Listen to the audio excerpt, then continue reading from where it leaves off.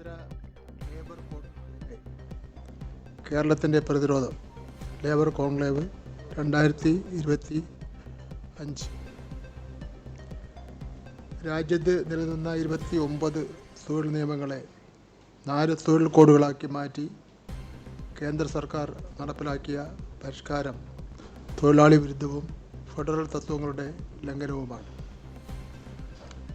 തൊഴിലാളികളുടെ അവകാശങ്ങൾ കവർന്നെടുക്കുന്ന പല വകുപ്പുകളും ഈ കോഡുകളിൽ കടന്നുകൂടിയിട്ടുണ്ട്.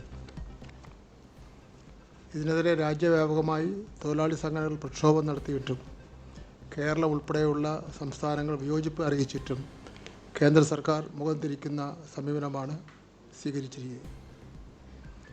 സംസ്ഥാനങ്ങളുടെ അധികാരാവകാശങ്ങളെ ഹനിക്കുന്നതും ജനാധിപത്യ വിരുദ്ധവുമായിട്ടുള്ള ഈ നീക്കത്തിനെതിരെ തൊഴിലാളികളുടെയും സംസ്ഥാനത്തിൻ്റെയും താൽപ്പര്യം സംരക്ഷിക്കുന്ന ഒരു ബദൽ നയം രൂപീകരിക്കുക എന്ന ലക്ഷ്യത്തോടെ കേരള സർക്കാർ ലേബർ കോൺക്ലേവ് 2025 സംഘടിപ്പിക്കുകയാണ്.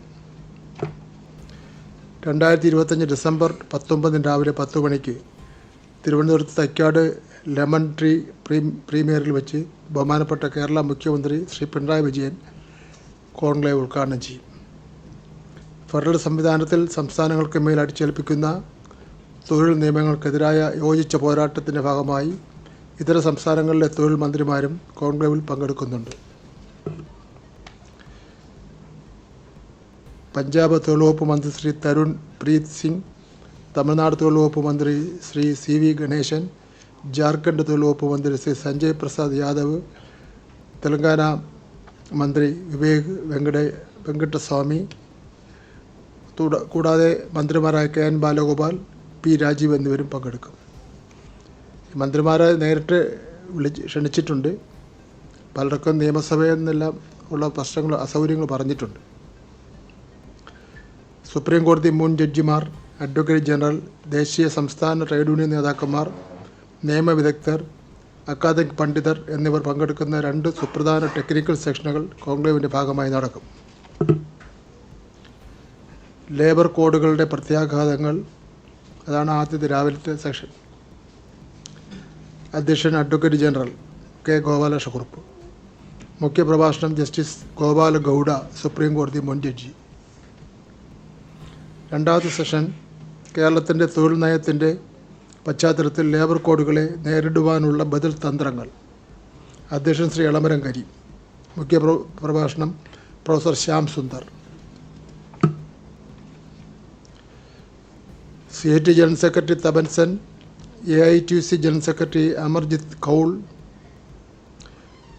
തുടങ്ങിയ ദേശീയ നേതാക്കൾ ചർച്ചയിൽ പങ്കുചേരും. കോൺക്ലേവിൻ്റെ സമാപനത്തിൽ സംസ്ഥാനത്തിൻ്റെ താൽപ്പര്യം സംരക്ഷിക്കുന്നതിനുള്ള നയപ്രഖ്യാപനം നടത്തുന്നതാണ്. തൊഴിലാളി വിരുദ്ധമായ കോഡുകൾക്കെതിരെ കേരളം ഉയർത്തുന്ന ഈ പ്രതിരോധം രാജ്യത്തിന് തന്നെ മാതൃകയാകും. നയപ്രഖ്യാപനത്തിൻ്റെ ആശയം ഉൾക്കൊള്ളുന്ന ആവശ്യങ്ങളടങ്ങിയ കത്തുമായി ലേബർ കോഡുകളെ എതിർക്കുന്ന വിവിധ കേന്ദ്ര തൊഴിലാളി യൂണിയൻ പ്രതിനിധികളുമായി കേന്ദ്ര തൊഴിൽ മന്ത്രിയെ കാണുന്നതാണ്.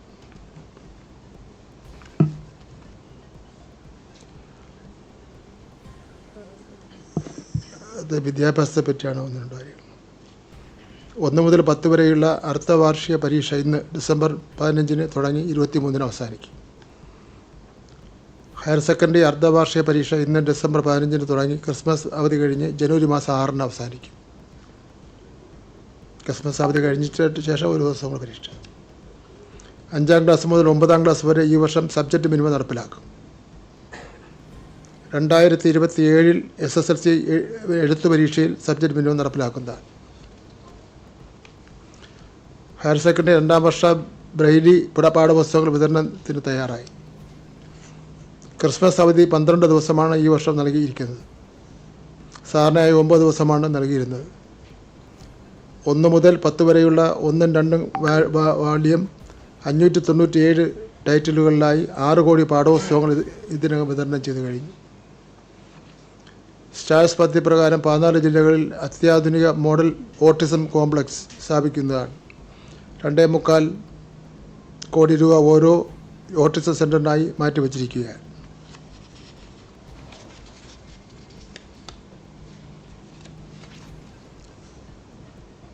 നാഷണൽ സർവീസ് സ്കീമിൻ്റെ higher secondary, vocational higher secondary വിഭാഗങ്ങളുടെ സപ്തദിന സഹവാസ ക്യാമ്പുകൾ ഡിസംബർ 26 മുതൽ സംസ്ഥാനത്തെ വിവിധ സ്കൂളുകളിൽ നടത്തുവാനും തീരുമാനിച്ചിട്ടുണ്ട്.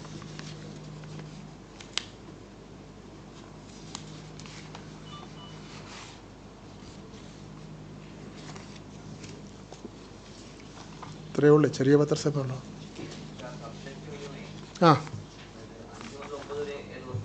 ഈ പ്രാവശ്യം അല്ല, നമ്മളന്ന് ഈ 8-9 നടപ്പിലാക്കിക്കൊണ്ടിരിക്കുകയായിരുന്നല്ലോ കഴിഞ്ഞ വർഷങ്ങളിൽ.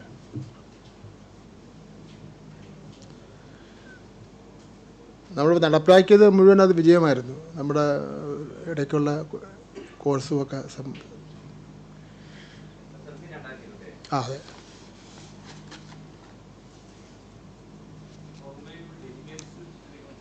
എന്താ 100 ഡെലിഗേറ്റ്സ് പങ്കെടുക്കുന്നുണ്ട്.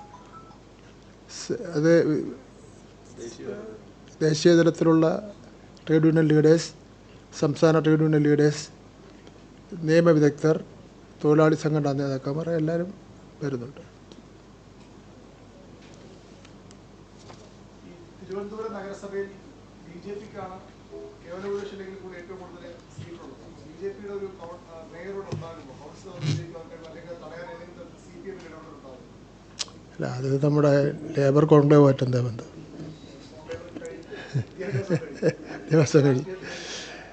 അല്ല, അത് ജനാധിപത്യപരമായി നടന്ന തെരഞ്ഞെടുപ്പാണല്ലോ. തെരഞ്ഞെടുപ്പിൻ്റെ ഫലത്തെ ഞങ്ങൾ സ്വാഗതം ചെയ്യുന്നു. ജനവിധിയെ മാനിക്കുന്നു. ഇടതുപക്ഷ ജനാധിപത്യ പ്രസ്ഥാനത്തിനുണ്ടായിട്ടുള്ള ചെറിയ പുറകോട്ടടിയുണ്ട്. വോട്ടിംഗ് ശതമാനമൊക്കെ പരിശോധിച്ച് നോക്കുമ്പോൾ അത് ഞങ്ങൾ പരിശോധിക്കും. മുമ്പും ഇതുപോലെ ഉണ്ടായിട്ടുണ്ട്. ഇത് പുതിയ കാര്യമല്ല. പരിശോധിച്ച് കൂടുതൽ ശക്തിയോടുകൂടി മുന്നോട്ട് വരും.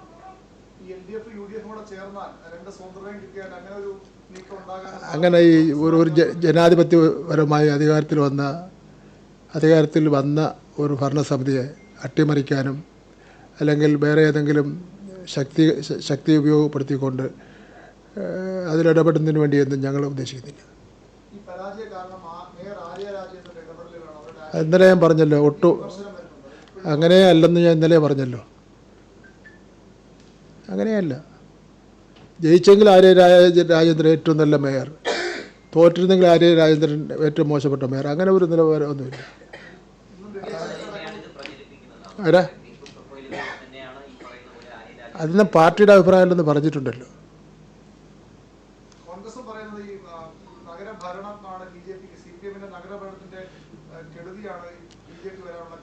അത് കോൺഗ്രസിൻ്റെ അഭിപ്രായം. ഇല്ല, ഒരു വീഴ്ച ഉണ്ടായിട്ടില്ല. എന്ത് വീഴ്ചയുണ്ടായെന്ന് പറയണം. അല്ല, ഇത് ഒരു സീനിയർ പത്രപ്രവർത്തകൻ എന്നുള്ള നിലയിൽ നഗരഭരണത്തിലുണ്ടായ വീഴ്ച എന്താണെന്ന് പറയണം.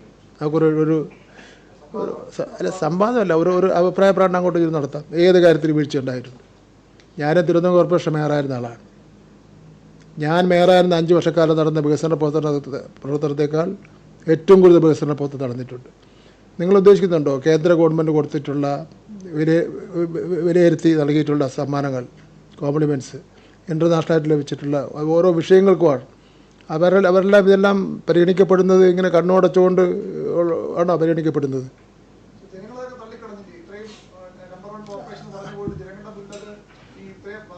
അതൊന്നും ഇവരെ കോർപ്പറേഷൻ്റെ ഭരണം കൊണ്ട് മാത്രമൊന്നുമല്ല. അതൊക്കെ ഒരുപാട് ഘടകങ്ങളുണ്ട്. അതൊന്നും ഞങ്ങൾ ഇതുവരെയും ചർച്ച ചെയ്യപ്പെട്ടിട്ടില്ല, പിന്നെ അത് വിലയിരുത്തിയിട്ടില്ല. അതുകൊണ്ട് ഇപ്പോൾ അങ്ങനെ പറയാൻ വേണ്ടി പറ്റില്ല. 101 സ്ഥാനാർത്ഥികളും ഏറ്റവും യോഗ്യതയുള്ള സ്ഥാനാർത്ഥികളെ തന്നെ നടത്തിയത്. ചിലപ്പോൾ യോഗ്യതയുള്ളവരും തോക്കും, യോഗ്യതയില്ലാത്തവരും ജയിക്കുകയും ചെയ്യും. ഒരു റിബലൊക്കെ 101 സ്ഥാനാർത്ഥികൾ നടത്തും. ഒരു റിബൽ പറഞ്ഞ വലിയ കാര്യമല്ല അവിടെ. അതൊന്നും വലിയ കാര്യമുള്ള കാര്യമൊന്നുമില്ല. ഇപ്പോൾ ആരണം മത്സരിച്ചാലും 10-250 വോട്ടൊക്കെ കിട്ടും.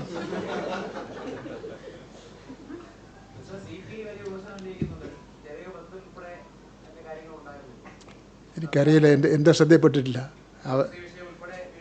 ആവശ്യമില്ലാത്ത PM-ശ്രീയും മറ്റും വെറുതെ ഒരു കാര്യമില്ല. ഇപ്പം എല്ലാവർക്കും ഒരു അഭിപ്രായ പ്രകടനം PM-ശ്രീ ആണ്.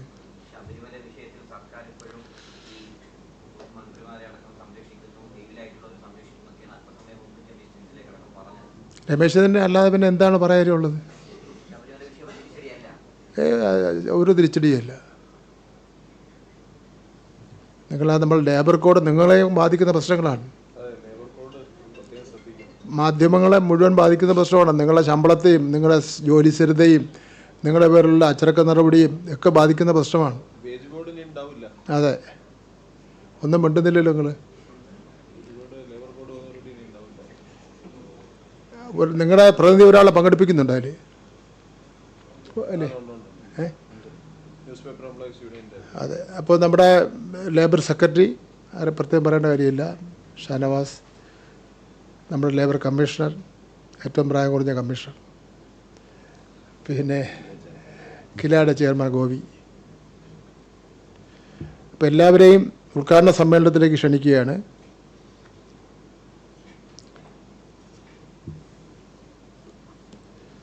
വേറെ എന്തെങ്കിലും ഉണ്ടായിരുന്നേ?